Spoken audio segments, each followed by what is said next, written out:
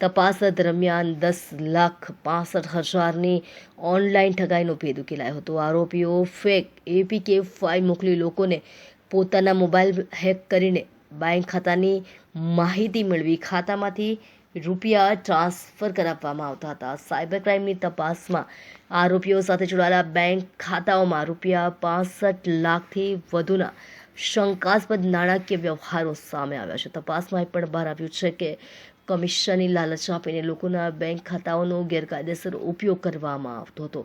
પોલીસે બંને આરોપીની ધરપકડ કરીને વધુ પૂછપરછ શરૂ કરી છે। આ રેકેટ સાથે અન્ય કોણ સંકળાયેલા છે અને ઠગાઈના વધુ કેટલા કેસો સાથે તેમનો સંબંધ છે તે અંગે પણ તપાસ ચાલી રહી છે। 11મા મહિના 2025માં એક એપીકે ફાઇલની ફ્રોડ થયેલ હતી, જેમાં જે વિક્ટિમ સાથે 10,65,000 રૂપિયાની ફ્રોડ કરવામાં આવી હતી, જેમાં એમને વોટ્સએપ અને SMS દ્વારા એક એપીકે ફાઇલ મોકલવામાં આવી હતી અને પછી ફોન હેક કરીને એમના ખાતાથી 10,65,000 રૂપિયાનું ટ્રાન્સફર કરવામાં આવ્યું હતું।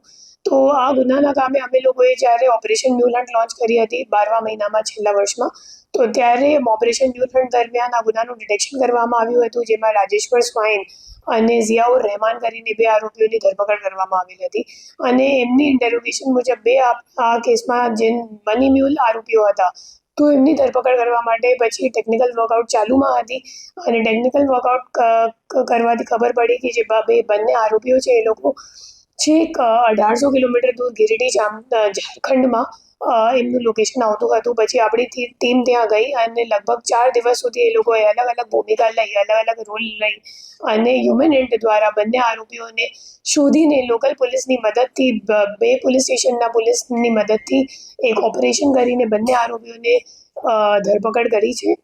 જે બંને આરોપીઓ છે પહેલાનું નામ રૂપલાલ મંડલ છે અને બીજાનું નામ મુકેશ મંડલ છે। એ બંને મની મ્યુલ આરોપીઓ છે। સો એપીકે ફાઇલના ફ્રોડમાં જે પૈસા ગયા હતા એ રૂપલાલ મંડલના 2 ખાતાઓમાં ગયા હતા અને રૂપલાલ મંડલ પછી આ ખાતાઓમાંથી પૈસા વિડ્રો કરીને મુકેશ મંડલને આપતો હતો।